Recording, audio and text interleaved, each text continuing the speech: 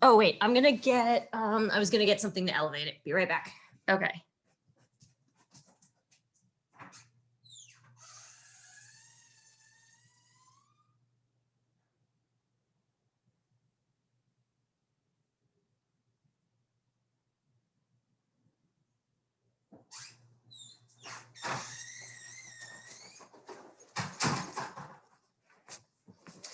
All right, here we are. Oh, gotta plug in this. Hold on, it's gonna die. You know what we can do? We can just, oh, where is it? I'm looking for my Zoom thing. We will just, it won't let me. I was just gonna hide my video for a second. That's all. But no, just okay. I am good now. All right. Well, so it's a couple minutes after, so I think we can go ahead and get started. So hello, everyone, and welcome to our SLDS monthly webinar. My name is Jamie Spicer. I'm an assistant professor at Wake Forest School of Medicine, and I'm organizing this webinar series, which is sponsored by the section on statistical learning and data science of the American Statistical Association. Today, we are honored to have Dr. Naomi Brownstein talk about clustering and clusterability.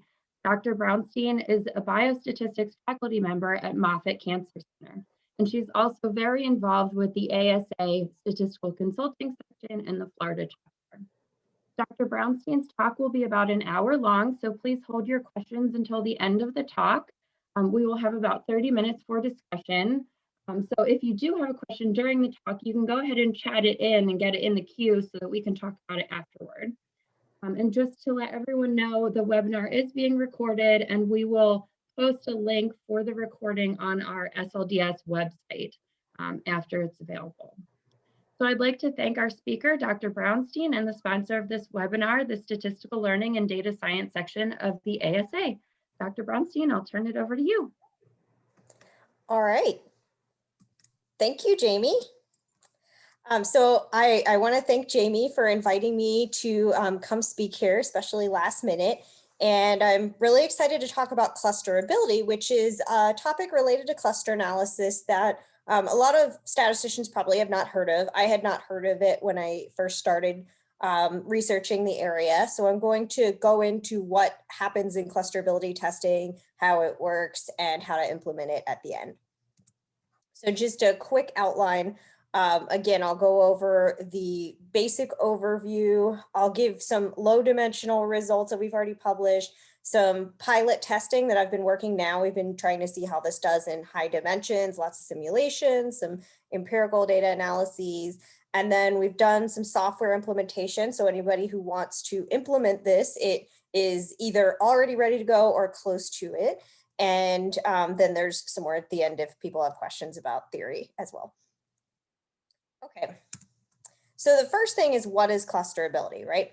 Well, the first thing you should ask is, why are you doing cluster analysis? And cluster analysis is about finding clusters or groups. So what you see here are a lot of different colors. We could say that colors are different clusters, and we're trying to find what those hopefully biologically meaningful groups are. Now, you can do cluster analysis and you can pick your favorite algorithm. And as we know, there's a saying, garbage in, garbage out. If you do not have any clusters, your algorithms will often output a clustering anyway. So they will give you some groups that may not mean anything. So what we want to ask is, should we cluster? Do we have groups to find, like these colors over here on the left?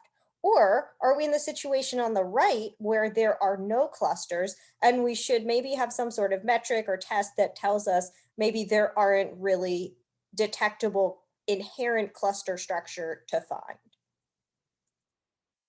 So how we would envision this is, you pre-process your data, then you would output a clustering or a clusterability algorithm. So you would do a test that tells you if your data is clusterable or not. If your data has inherent cluster structure, you would move on with the typical workflow where you would choose some sort of algorithm such as k-means, for example. And then hopefully you also do a quality evaluation to make sure that your clusters that you output are nice and stable, that you pick the right number of clusters, et cetera. But what we want to stop here is once you do the clusterability analysis, if you find that the data is unclusterable, we want people to reconsider if it actually makes sense to proceed to clustering, because if there are no groups, then the rest could potentially be a waste of time and potentially even meaningless and take you in a lot of research directions you don't want to go in.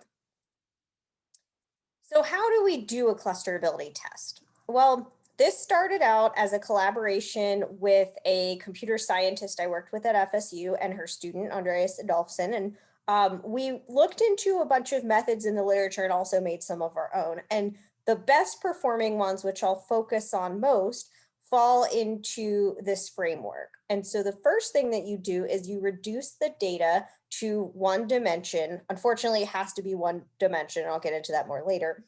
But for example, you could do a principal component analysis and take the first principal component. And you would take the first principal component because it explains the maximum amount of variance in the data. Another way that makes sense in clustering algorithms to reduce your data to one dimension is take all of the endpoints and then take the n choose two distances between the points. So it does increase your sample size, so to speak, but it also makes it one dimensional no matter how large your data set was. So you could have n by p, where p is the number of features and p could be very large, but now you only have n choose two. So you might have actually saved yourself some sample size there in that way. So once you choose your data reduction, and the other point of why you might choose pairwise distances is because distances are used in clustering algorithms anyway. It's a fairly common thing to study as well. So you choose one of your data reduction methods, and then you ask, does this one-dimensional representation have one mode or multiple modes? And so what you see in the picture on the left, does your camel have one hump or multiple humps? Not necessarily two, it could be 3, 4, 5, just does it have singular or plural, one or more than one? And then there are two multimodality tests that already exist in the literature, and they're in R, they're easy to implement. One is called Silverman. And so for Silverman, when you're asking, does it have one hump or multiple humps, you're really asking a Gaussian question. Do I have a Gaussian hump or do I have multiple, a Gaussian mixture? So that's a different test than if we were to say, do I have a uniform distribution as the null? And then if you imagine your uniform distribution could sort of dip and you could see humps starting to form. And if your dip is large enough, then you would reject the null hypothesis and you would conclude that there are multiple modes. So we have two tests we'll talk about, which are Silverman and dip. All right, so let's make this a little bit more concrete. Let's say this is an example with no cluster structure. So it's just two-dimensional Gaussian simulation. If you look at the distances, it's skewed, but it's clearly unimodal. There's only one hump. And then the first principal component is also unimodal. So there's nothing really to see here. We would expect that a clusterability test would say that there's no cluster structure, which is consistent with how we generated the data.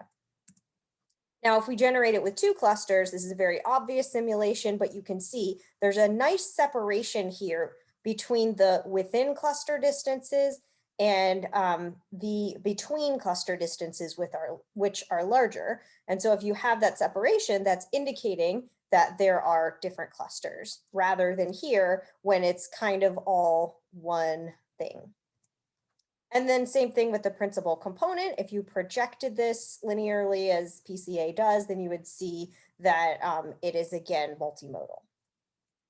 The interesting thing with three Gaussian clusters is that you have a bimodal distribution of distances, because again, we made this kind of like an equilateral triangle. You have your withins and your betweens, and so there are only two humps. That's why it's not necessarily that the number of humps indicates the number of clusters, but just do you have one or do you have more than one? And you see also PCA multimodal again, as we would expect. So this is just to give people a visual of what it would look like when you do these dimension reduction techniques. So now you want to see larger simulations, and there's more in the chart, so I'll go over this. DD and DS are distance dip and distance Silverman, so reducing with the pairwise distances. And then we have PCA, distance in Silverman. The crossed out ones are called principal curves. This was it's a nonlinear projection of the data. And what you see is that type 1 error is supposed to be around 5% or 0.05. And you would rule out any method that is invalid, that is above 0.05. And some of these are way, way above it. So principal curves, unfortunately, you should not use that dimension reduction technique. So I won't talk about it anymore after this slide, but that was investigated in the initial paper. And then there's another column, H is for Hopkins, which is a test of spatial randomness.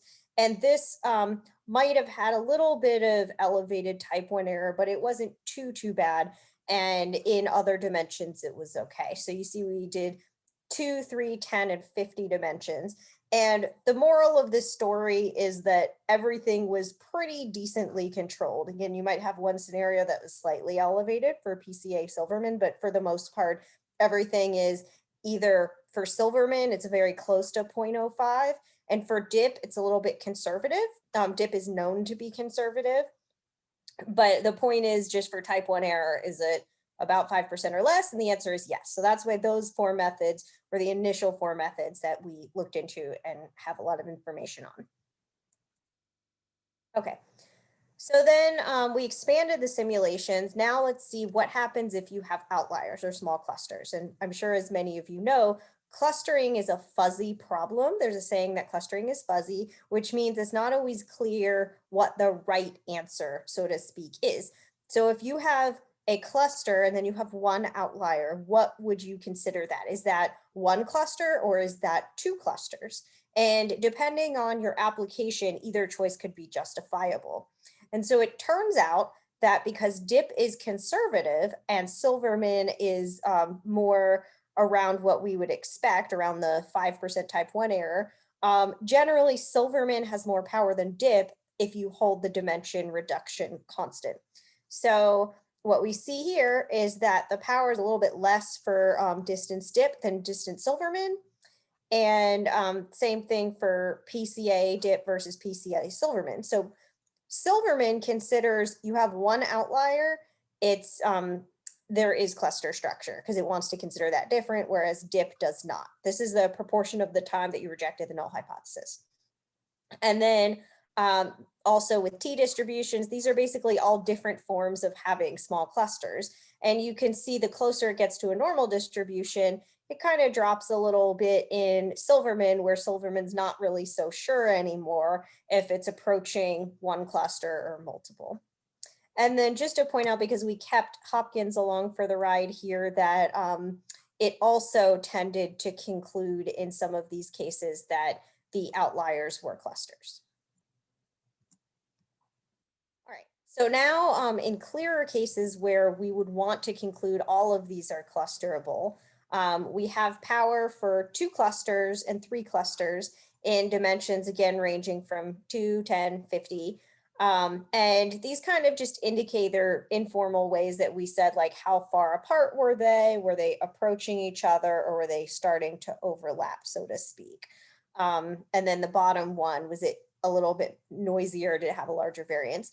And unfortunately, the simulations that Andreas generated were all very obvious, so they were all very high power, but you do notice that Hopkins was less powerful in a lot of cases. I mean, in the 50-dimensional case, Hopkins did much worse than everything else, and again, when the clusters were close together. And then the next thing we did were for multiple clusters, so 5, 7, and 10. It's a little bit all over the map in terms of the results. So it's not that there's a monotone relationship between the number of clusters and the power doesn't go necessarily up or necessarily down. It was kind of, as you can see for distance DIP, it was up, down, up. And you can see it was dropping for PCA. and Hopkins was increasing. So what's going on here? And when I drilled down to it, I asked Andreas, how are these generated? And some were oriented in a circle, some were in a line, some were kind of in different orientations. So I think there's something going on here, and it would be interesting to explore this more later. The other thing that computer scientists tend to be interested in is called chaining data. So often you'll look at lines or circles or combinations thereof. And what we would hope is that if you have one line or one circle, you would conclude that there's only one cluster. So it would be unclusterable. And if there are multiple lines, multiple circles, or a combination, then we would hope that we consider that there are multiple different things.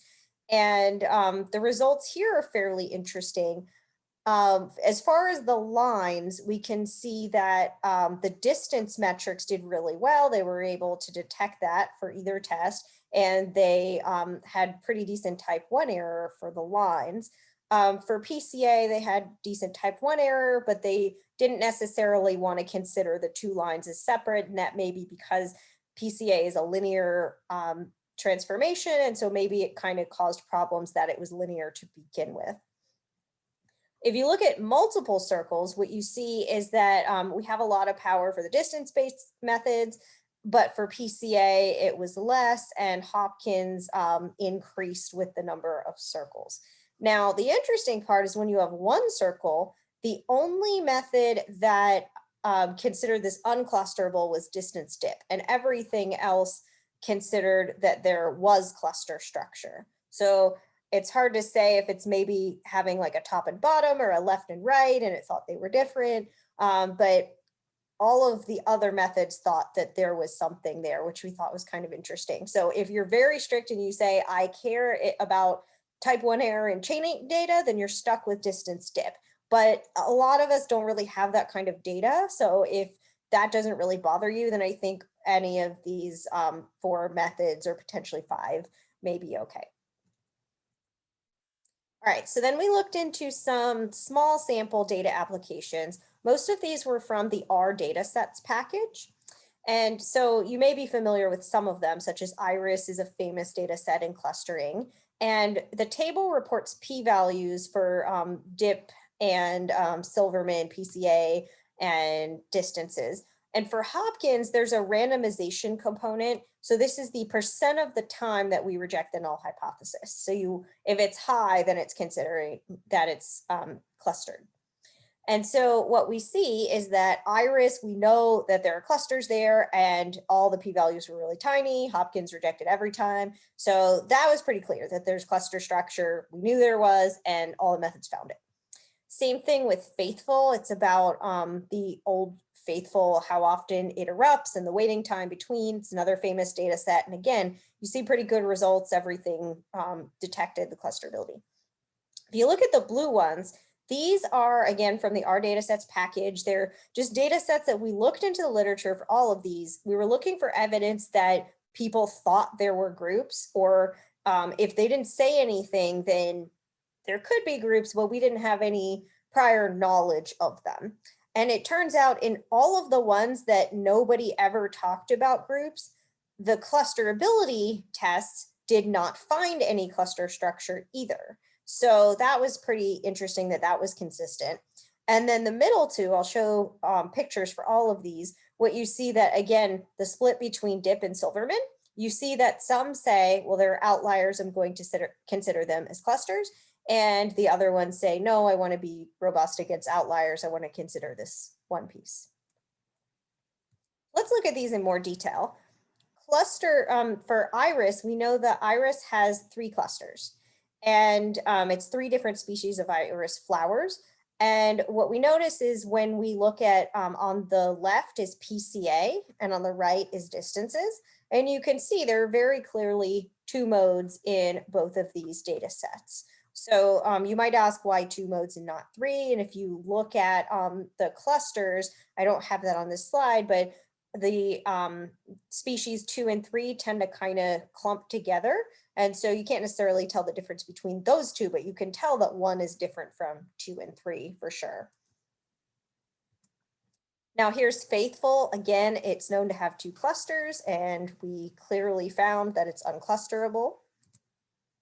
Now here are some that there was no evidence of cluster structure before, and the same, each method did not find any. So they all failed to reject the null hypothesis of the data lacking cluster structure. Same here. This one is rivers. So this is an outlying data set. You see this point over here on the left and this point on these points on the right corresponding to the distances for that outlying point. And what we see is that Silverman considers these as a separate cluster and DIP does not. And so again, that's where you would make the choice based on your biological application if you want to consider small clusters as separate clusters. So that's all well and good, but those were all fairly small dimensional, small data sets. We were more interested, once I got to Moffitt, I did a pilot project where we did a lot more simulations, higher dimensional data, and a lot more data sets that are also high dimensional. Also, we were wondering if there was a new method that would be required for higher dimensional data. So there's a method called sparse PCA, which is out of Stanford from Tibshirani, Hasty, some others.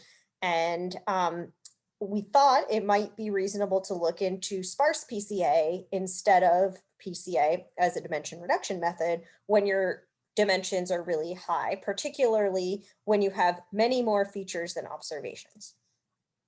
So the other thing we wanted to do was apply the test to cancer-related high-dimensional data, and we wanted to add SPCA or sparse PCA to our implementation. So let's look at what happened in this pilot. My analyst, his name is Jose, he found this package called Clusterlab.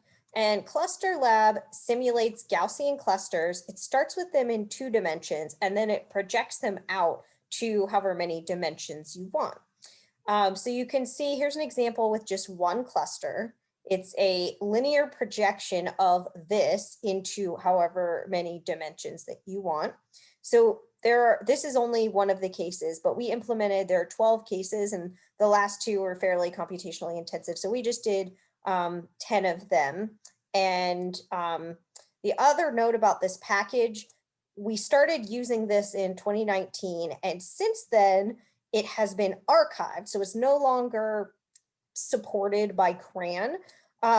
We looked into this and we think this may be because there's a plotting function within it, and ggplot has since been updated. So we think that the people who made this Clusterlab package may not have continued to support it. And if you turn off that plotting function, Clusterlab works. So we think that Clusterlab, the simulation part is still stable, but I just wanted to point out that this package is really flexible and interesting, which is why we used it, but that did happen later. Okay, so now what do these look like? I'm going to show the number of dimensions. So you see on the bottom, it's dimension, and this is on a log scale. And then we have type 1 error. So what we're asking is, when you have one cluster, what is the type 1 error? Same as before. Are any of these methods like really bad, or are they okay? And we see the same kind of pattern if you look at the purple and the aqua. These are both of the Silverman methods. If you look at the yellow, it's distance Silverman. And then all of the other ones are the DIP-based methods. So we know DIP is conservative, so that one's down on the bottom.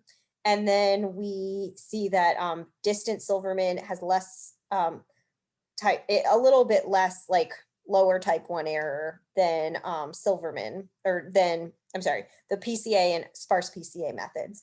But the gist of all of these is the type 1 error is not super alarming. All of these methods are okay. So we're going to pass them through and look at some simulations for power. So the simulations for power are fairly interesting. This is case 2 in Clusterlab. Here are 4 different clusters. So you can see they're all evenly spaced. They're kind of large variance.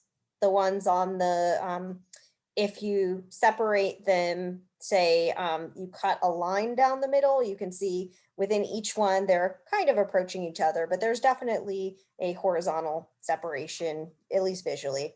And so if you look at the sparse principal component, you can tell that it has multiple modes. Same thing here for PCA and for distances. Clearly, these things are multimodal. And so what's the power as the dimensions increase? And it turns out that PCA and sparse PCA are fairly constant across dimensions, which I thought was really fascinating. So the Silverman-based methods, again, have higher power than DIP. We pretty much expect this, but I thought it was fascinating that it did not go up or down with dimensionality. Now, the distance-based methods were a little different. We know distance DIP has been having lower power in previous results, and that tended to hold here as well. And then distance Silverman did change with dimension. So we looked at 2, 10, 50, 100, and you can see once it's high dimensional, distance was doing pretty well, but in lower dimensions, it was not doing as well, and it kind of increased fairly quickly. So that's kind of interesting that DIP or that distances had a relationship with dimensionality, but the other ones did not.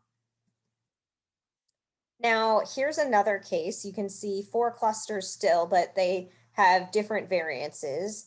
And what you see here is the distance Silverman method. Again, now it was doing really well in almost all of the dimensions. So everything here, notice that the scale is 96 and above, or really 95 and above. So everything did a pretty good job.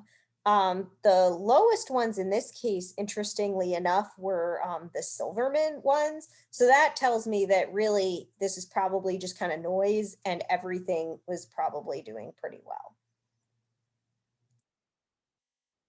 Now, here's case 4. We can see that, again, you take the one on the left is well separated from the other ones. There's a little bit of a increased distance.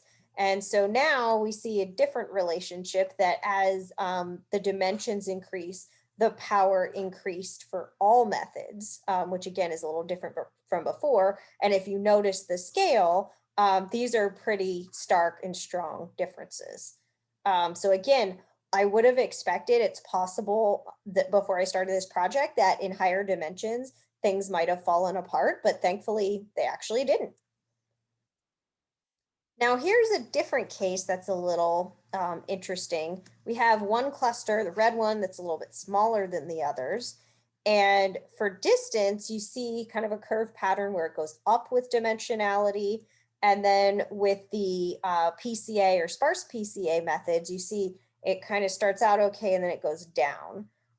So I'm not really sure what's going on here. And then distance dip also goes up and intersects both lines. So this was a really interesting case. Then you have, again, notice the scale. So these are pretty meaningful, that you have dip is at the bottom, and then Silverman did better than that. And then the distance-based methods ended up shooting up again. And they had very, very high power for everything 10 dimensions or greater. And what you see here is that these are 5 clusters, kind of in like a circular pattern with a one in the middle. Now here's another case. These are, I would say, denser clusters. And there are 5 clusters here. And there are some outliers kind of spread out. And what you see here is that the distance methods started a little bit lower and then went up. But honestly, this line indicates that really everything is very close to perfect power. So in this case, I would say pretty much all methods detected that there is clearly clusterability going on in this data set. Here's the 8th case, which is where, as you can see, we kind of have like increasing variances as you go around the circle, so to speak. And you can see in most cases, most methods had very, very high power throughout, constant across dimensions. But again, we see that for distances, it wasn't so great in low dimensions, like 2 dimensions, but once you got past 10 or definitely past 50, everything was doing great. Here's another one that's a little bit of a different orientation, not quite a circle. And again, here these are pretty obvious clusters. We were able to detect all of them. This is either perfect or nearly so for every single method in every dimension. And then here's another noisy one. You see, look at the scale. It's about 99% for almost everything. So again, this is another case where we have lots of different clusters, different variances, but still we were able to detect pretty much everything. So the take-home method or message of these simulations is that type 1 error was pretty good. It was adequate for all methods. So what we found in low dimensions persisted in high dimensions for the methods that we already tested. And then SPCA, our new method, also did well. It had decent type 1 error, so it can move on. Now, for power, we found that the dimensions were mostly constant in terms of power for sparse PCA and PCA. Except in a couple cases. So one time it increased with dimension, and in another case, it decreased with dimension. We also found that sparse PCA is pretty close to PCA. So you might think that PCA explains a larger proportion of variance. And so maybe it would do better than sparse PCA, or maybe in higher dimensions, sparse PCA would do better, but they were basically pretty close to each other. And we also see that as distances, as dimensions went up, distances did better.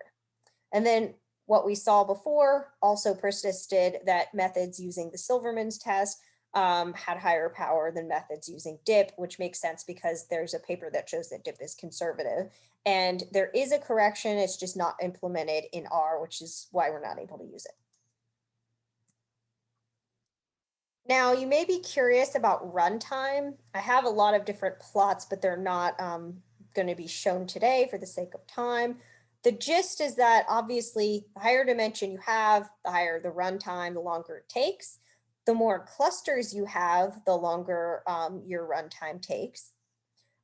We know this from before that Silverman is a lot slower than DIP. Silverman is quadratic and DIP is linear in the number of points that you feed the multimodality test. So for Silverman, if you use PCA, it's faster than SPCA if you're looking at distances. But if you look at DIP, SPCA is fast in high dimensions, so like 50,000, but it's slower otherwise. And it probably makes sense that PCA is fine, but sparse PCA is designed for very high dimensions. It might be a little slower if you're not in very, very high dimensions. So just to give you a rough idea of what the computer time is, it's a huge range. So less than 1/100th of a second to about 4.5 minutes. And so again, that was a very high dimensional case with lots of clusters. But in general, I mean, running this in under 5 minutes, that is doable if you were just running this one time for your one data set. Obviously for simulations, it took a while and this was run on a cluster. All right, so you're probably wondering, what does this look like in real data? And the results are a little different, so I'll go over those. And what you see is this is one example where we have 3 different groups. It's a lung cancer data set. And if you use sparse PCA to project it, here are the first 2 sparse principal components. And you see that these clusters are kind of on top of each other.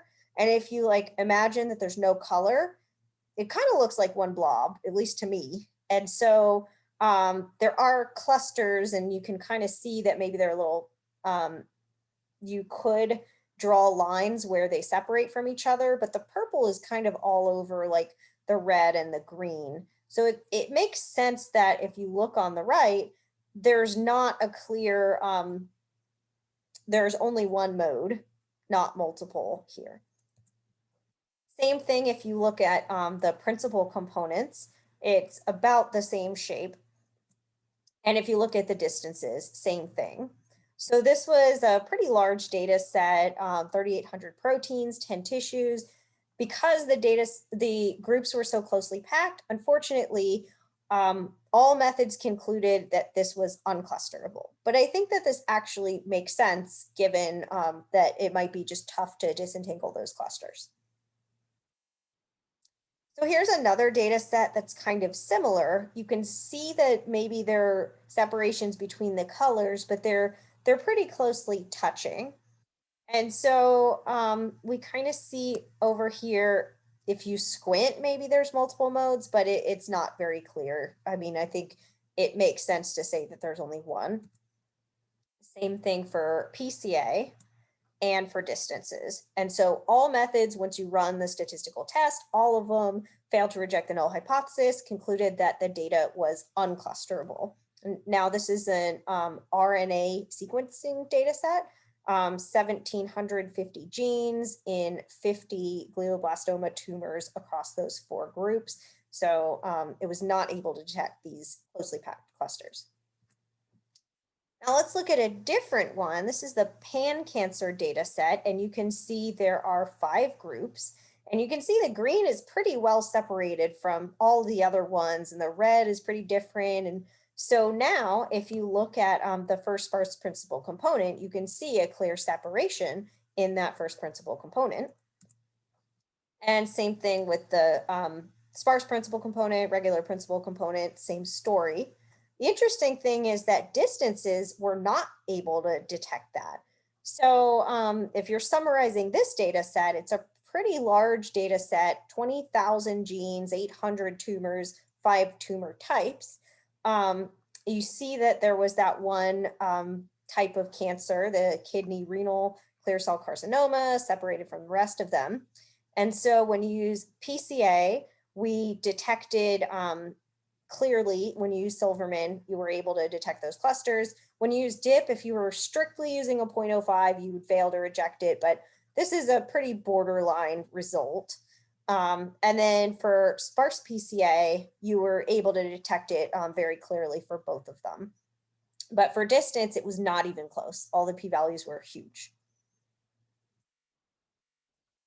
Now here's another data set. This is pan lung cancer. And again, you can see all of these different groups. I think these are 10 groups. And you can see, for example, the carcinoid is pretty well separated from everything else. And you can kind of see that all these other ones are separated as well, like the blue from the red, et cetera. And so what you see is that, let's skip, it's similar for PCA and sparse PCA, same pattern as we're seeing in the others. And for distances, we're not able to detect it. So again, another huge data set, 54,000 gene expression probes, 300 tumors and non-tumors in the lung. This again differed by test. So Silverman said these are significant, but DIP, it did not.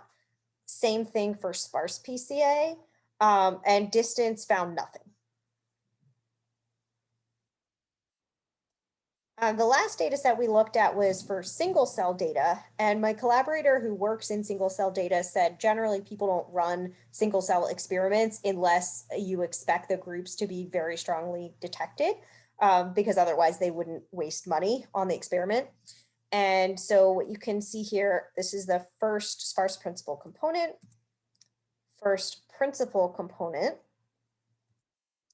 and these are the distances. So what we found is that all methods concluded they were clusterable except for distance DIP, which again, not even close.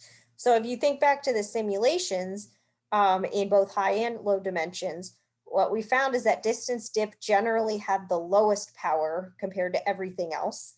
And it makes sense on data that we would not only expect to have clusters because we know what the clusters are, but that we know that kind of data is usually has strong groups. She told me they would have been quite alarmed if we did not detect the cluster structure. We were able to find it in all of the methods except the most conservative one.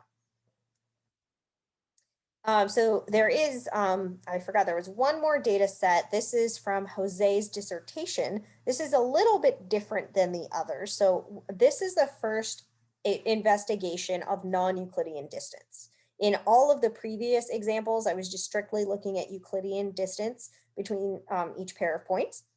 Now, in this data set, these are protein structures. There are 358 classes, some with a small number of points, some with a lot. And the way that you measure the distance between points is called, it's elastic shape analysis. So it's a lot more complex, but it's a non-Euclidean distance. And because we happen to have this data set, we wanted to see how it performed. And here's a smaller subset that kind of shows you a little bit more closely what's happening, but you can clearly tell that there are different networks here, and we would hope that we could find that there are different protein structures. And so if you look at the distance, one thing I want to point out here on the right part of the left histogram, there's a hump around 1.5. And this is a mathematical artifact. Jose knows more about why that is, but we talked about we wanted to get rid of this mathematical artifact and kind of try and smooth it out. So he ended up just truncating it. And the question is, can we, if you think of these as between cluster distances, can we detect that there are within cluster distances that are different from those? That would then tell us there's cluster structure. And I apologize for the formatting of the p-value, but the answer here is that all p-values were very small except for dip on the subset, so the smaller data set. So what that means is that if you use Silverman on the smaller data set, or you use dip or Silverman on the larger data set, we were able to detect that cluster structure in that giant protein interaction data set. And here's another example of runtime. You can see for dip on the small data set, it was a lot smaller. For Silverman, it's much larger. And the reason why is because you have n choose 2 points, and then that is quadratic. So it's really quartic when you use Silverman combined with distances. So that's why that method is very, very slow. And then same thing for the full data set, more points, obviously you're compounding that problem. But again, all of these did run on the cluster and they were feasible. So in general, what was the summary for the real data analysis? What we found is that in some data sets, we were able to detect the clusters. And this was a first demonstration of using a non-Euclidean distance matrix or distance metric where we were also able to find clusters. Then we showed that closely packed clusters were often not detectable. Unfortunately, we saw in the glioblastoma data set and the proteomics lung cancer data set. We have an example with PCA and sparse PCA. They detected more clusters than distance in the real data analysis. So remember, that was sometimes flipped from the simulations. And then Silverman, as we know, detected more clusters than DIP. And in general, there was a wide variation in time, but all of these were feasible to run. So what you might be asking now is, if you're interested in this, how do I run this? And we were very careful. We wanted to make sure that this would be widely available for people. So we've implemented it in both R and SAS. So the first thing is that we have an R package. It's available on CRAN already. And we have a link on our GitHub page, which is listed right here. It's the Clusterability R link on Zach Neville was my master's student who did all of the implementation, fantastic programmer. And the R package is found there.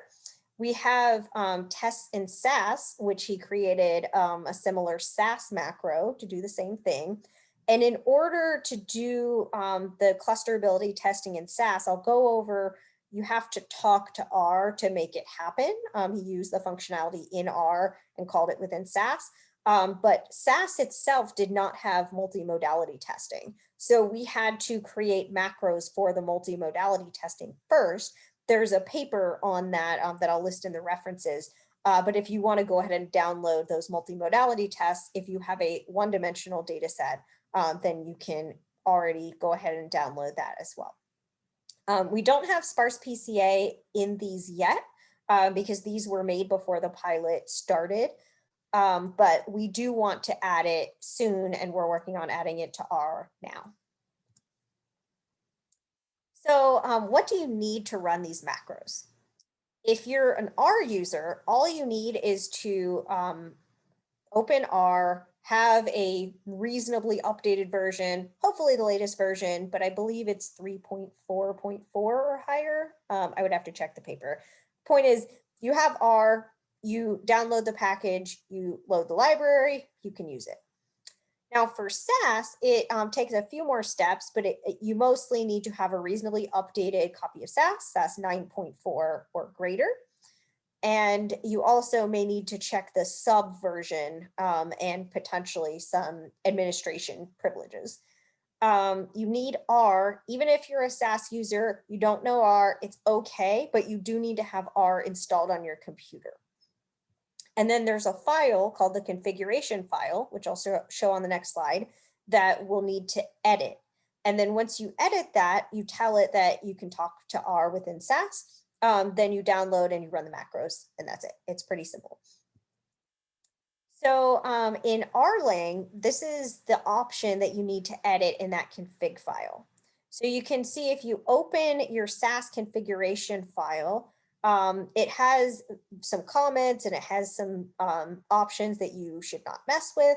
But you see on line 7, this is where Zach added the Rlang option. So he added the comment, and then on line 8, it's just this -rlang. It's the part that's circled. So if you just add the -rlang and then you save this file, then your SAS configuration file has configured SAS to be able to use the R language, and so it can execute R code within ProcIML. So I'm going to go over examples of both of these. In R, as I said, all you need to do is download the library. So you install it, and then in every session, you call it library clusterability. And then here are some example calls. So for example, we gave some data sets that you could use to test it. So like normals 1, normals 2. These are simple data sets for the purpose of just understanding how to test the macros and the R functions. So you have to tell it, do you want dip or Silverman? And you could just simply say, I want to use dip and I want to use normal ones. And by default, it's going to use PCA as your dimension reduction technique. So if you want to get fancier, there are different ways to do this. You can say, I want to standardize my distances. So you want to make everything have unit variance, for example, before you calculate your distances.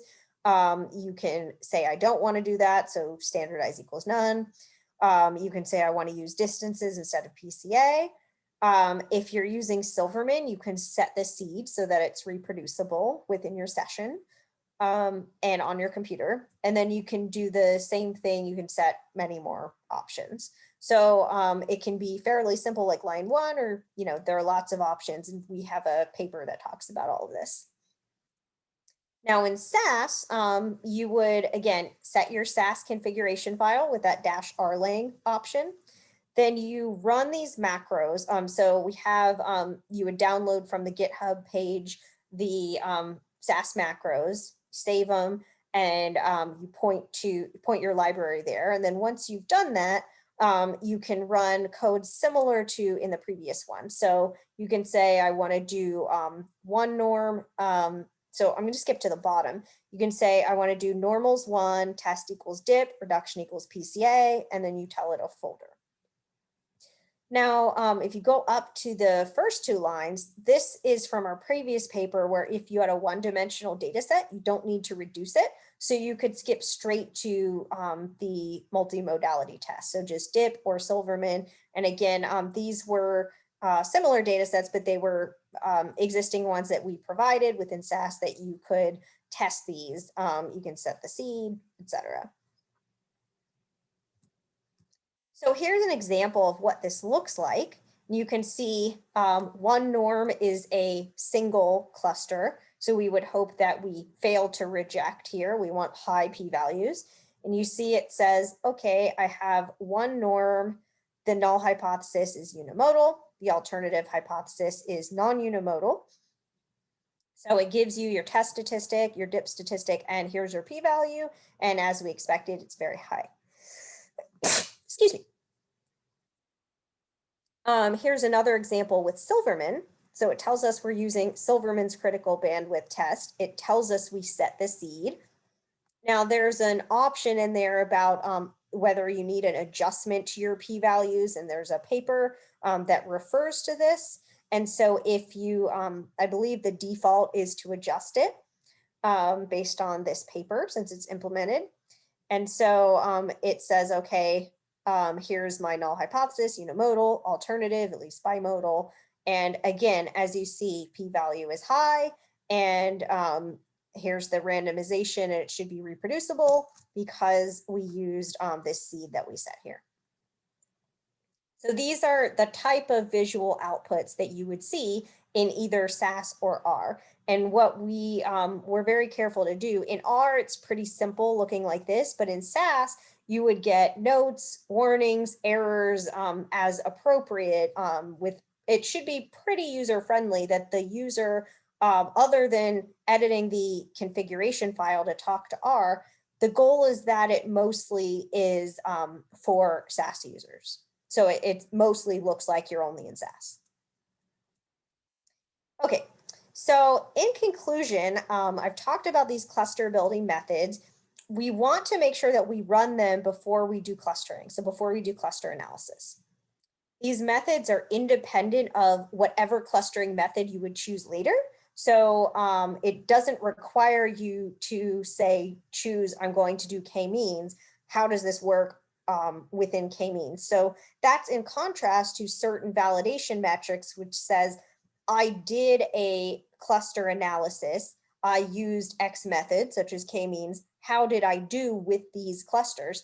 That is very specific to the particular analysis that you did.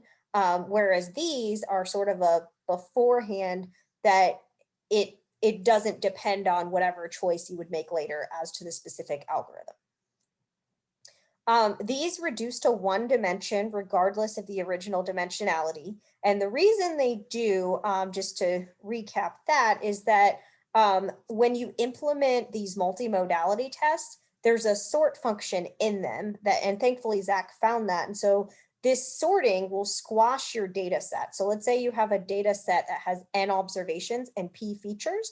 It will squash it into an NP by 1 data set, which is obviously not at all what we want. And so unfortunately, you have to find some smart way to reduce it. And we've tested these dimension reduction techniques that in these examples have worked pretty well. But definitely don't try to trick SAS or R, because it won't tell you that it's squashing your data set. It'll just do it and give you really messed up results. So that's why we have to reduce to one dimension. We did this using PCA, sparse PCA, or pairwise distances. These were reasonably computationally feasible, even though there was a wide range. And we've made these software packages. They're simple to implement it. They did reasonably in high dimensions. We have some distributional results that I did not have time for today, and they're applicable to pretty much any field where you would do cluster analysis. So here are some future thoughts before I close. We've done kind of limited testing. I mean, there's a lot here in this talk, but these were mostly Gaussian / continuous. We haven't looked at categorical data or missing data or anything more than this kind of standard, I guess, scenario. We have a small set of real data sets. And the most important limitation that I was concerned about is I can't find any real unclusterable data sets for testing. I would love to have one that I could test and see, is a data set that is not expected to have clusters, are they considered unclusterable by these tests? The other point is that we have a little bit of mixed results. I mean, most of them were pretty good, but we did see some of these empirical situations where we did not have we were not able to detect clusters that we knew were there because they were very close together. So what I would ask is it even possible to disentangle close clusters? Could we develop new methods that are better at this, or is it just a difficult problem that may not be solvable? I'm not sure. And then there are, of course, new directions to go in. I mean, there's the cluster orientation in space. There's the number of clusters beyond just two. And there's the relationship later to clustering algorithms. How would these tests relate to that? So there's plenty of new places to take this in the future. So again, here are a bunch of references that you could look at. So we have the low dimensional testing is in the pattern recognition paper. We have data in brief is a rundown of those data sets I showed. So cars, trees, iris, faithful, etc. It shows all of the two-dimensional or the one-dimensional projections, the histograms. And there are some other descriptive parts of the data sets. Then we have the paper that describes the multimodality macros in SAS. And we have our papers that are currently in progress for the R package and the SAS macro. We're sort of journal shopping on this, and we're hoping that these start to stick pretty soon. But we've done a big rewrite lately, so we're hopeful about that. And then the high dimensional testing, these were pretty hot off the press that I got them right before the talk in the past, like say 2 weeks. So I'm really excited to get that paper out as well. So that's really all I have for today, except thanks to all of my collaborators. Everybody I've worked with is fantastic. Everybody from Moffitt, everybody from FSU, the students, the analysts, etc. And then I obviously thank the pilot program and my chair for funding that, and the group, the BBSR, so the Biostatistics and Bioinformatics Shared Resource, and our leaders there, Richie and David, who've really helped me be able to use the funding and have the analysts work with me to do as much as they can on this. And then, of course, thanks to Jamie for inviting me. Thanks, Naomi. That was an awesome talk. So if you want to chat in a question, feel free to use the chat box or the Q&A feature. We had a few come in during your talk, so I'll just get kicked off with those. And to all the attendees, feel free to write in more. So the first one says, what if the relationship among variables are not linear? Would you still be using PCA for dimension reduction? So I guess I would ask, are people able to talk or maybe they can chat more information on what they mean by that? The relationship among the variables are not linear. It just says anonymous attendee. So if that was you, then go ahead and chat in some more. And I guess while we're waiting on that, we can go to the next one, which you sort of touched on kind of in your future work section. But someone else asked, how do you deal with categorical and binary variables for dimension reduction? Are you just limited to using distance? So what are your thoughts on how you might approach that?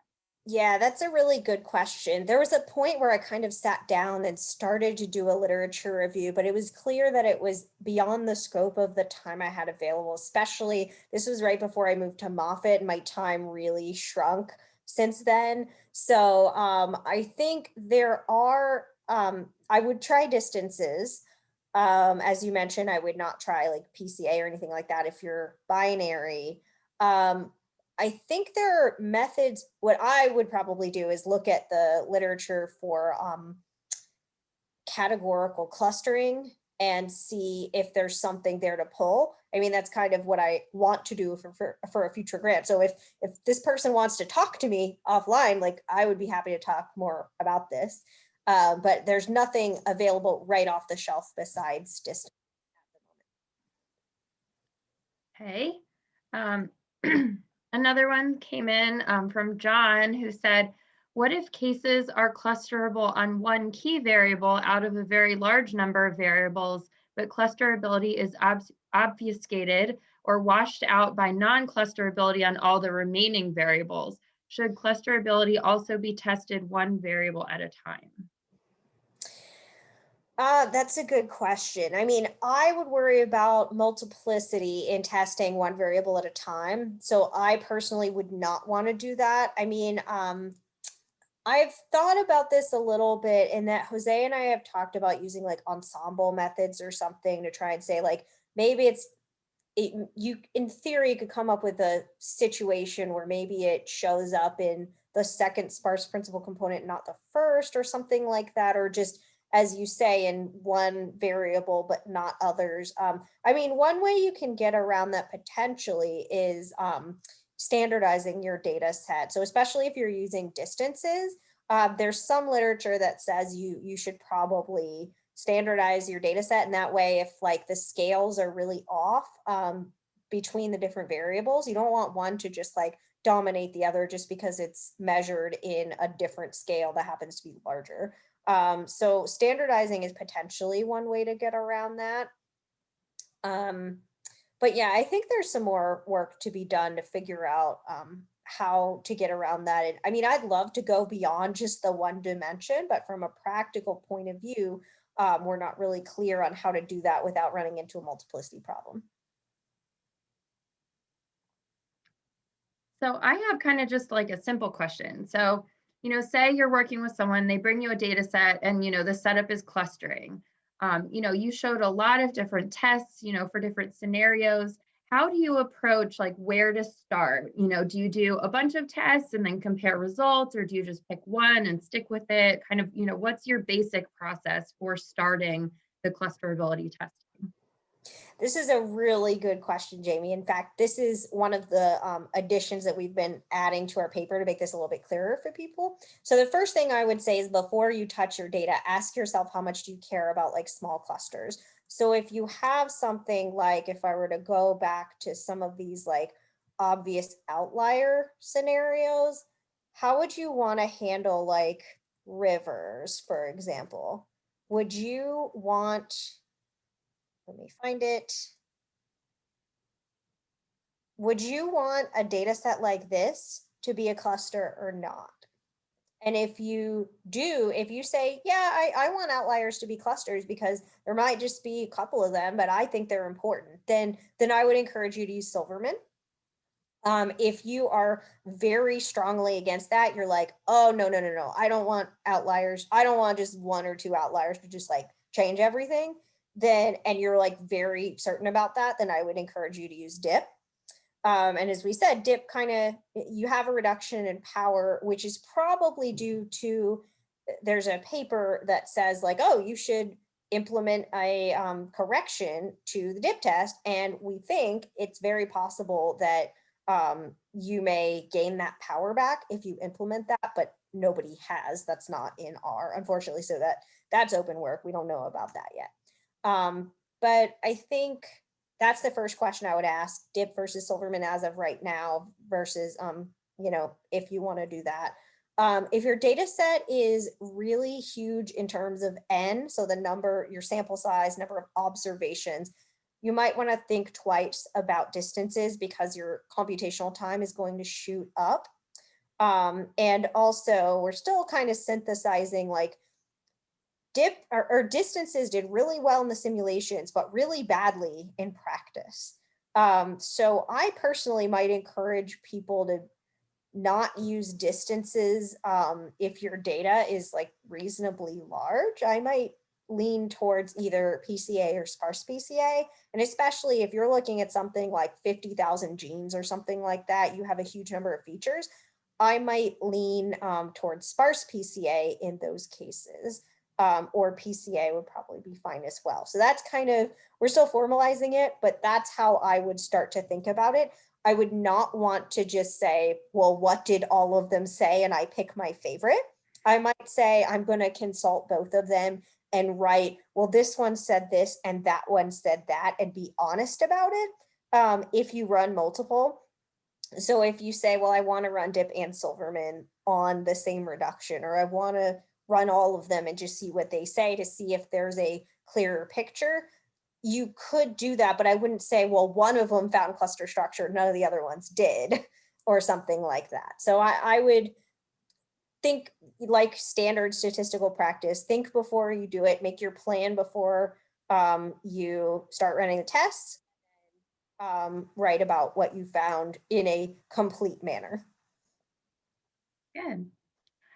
So someone else just put in the Q&A, there is a paper called Dimensionality Reduction, a Comparative Review that indicates PCA cannot handle nonlinear data. And then they provided a link to that. Do you want to respond to that at all? I think that probably gets at like the parallel line situation, that it makes sense that it didn't do well in those chaining data examples. Actually, no, that's for this person is saying nonlinear, is interesting. It didn't do well in, I guess I would say, ultra linear. Let me see. I'm going to save this so it opens on my computer so I can read it later. Okay, so the next question is, the Hopkins statistics assesses the clustering tendency by measuring probability that a given data set is generated by a uniform data distribution test for spatial randomness. What are the assumptions for the other tests that you mentioned? Right, so let me go back to the earlier slide.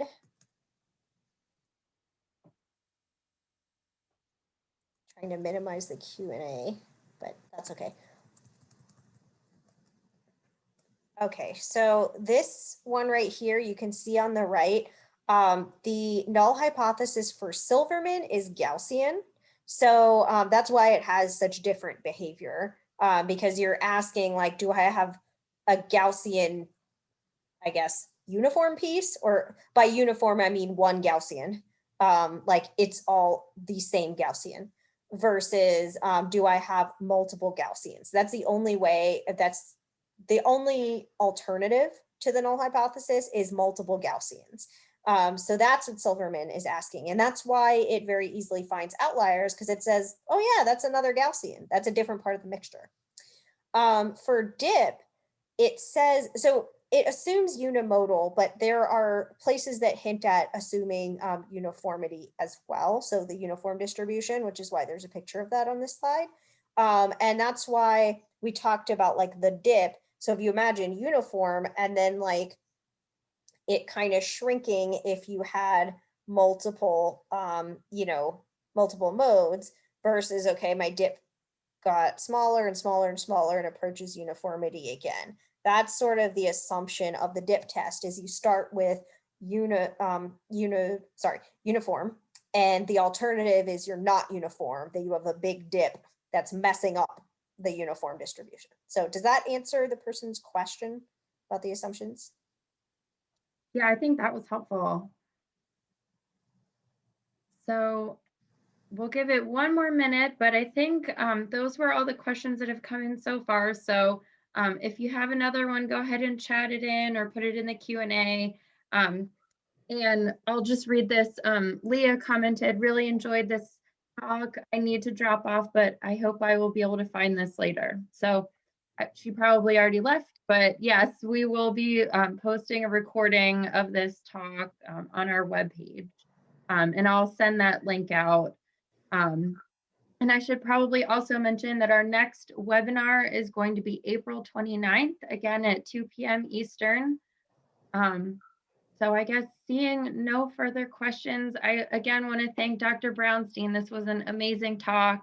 I feel like I learned so much and it was very helpful and practical. So thank you so much for doing this webinar.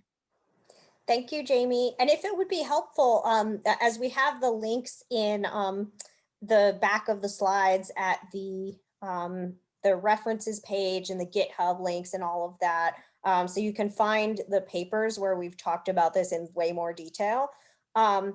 We could give you like a PDF copy of this if that would be helpful, and then people can like directly click on those links and they don't have to like hunt for the particular time that those slides were there. Great. Yeah, if you're okay with that, then sure, we can post the slides as well. Sure, cool. I'll send you a PDF. Okay, awesome. All right, well, thanks everyone. And thank you again, Naomi. All right, take care. I do, wait, really quick. I see somebody else, the Q&A increased. So there may be a Oh, question. good call. Okay. Um, so the comment is, if this tells us that there are clusters or not, what will k-means or hierarchical clustering tell us? Yeah, that's a really good question. So that is something that I would like to do in another grant, is really look at the relationship between is there, so for example, does like dip plus distances tell us something that's related to k-means versus like a different method is related to hierarchical or something. Like I would like to investigate this link. I mean, I think in general, if we find that there are clusters, so it rejects the null hypothesis, I would think that k-means would find some number of clusters. So hopefully you're using something like the gap statistic or something to tell you how many clusters we should be using. I want to point out that the number of clusters is different. We are not asking how many, we are just saying, are there any, like one or more? So I would think that if you used your method of choosing k, it would tell you that k is greater than 1, I would think. But we haven't tested that explicitly. And as far as hierarchical, we haven't tested that either. But again, I would guess that there would be clusters if we find that it is clusterable. Now, as we've seen in the real data sets, sometimes we failed to detect clusters that were close together. So I think it's possible that there's room to develop methods that maybe can detect those like really sparsely packed, the closely packed clusters. But we don't have that yet. So again, that's kind of where I would say now, if you fail to reject the null hypothesis, I'm not sure that would tell you that the other methods would not find anything. But there probably are cases where people just blindly say, oh, let's cluster. And this is still trying to get you to, at least one of the times I've titled this, think before you cluster. So that's at least what we want to get people to do, is think about it before you just like do any statistical method, including this. Great. Okay. Well, so I don't see any more now. So let's go ahead and sign off. And again, thank you. Thank you. All right. Thanks All everyone right. for joining. Bye. Bye. Bye.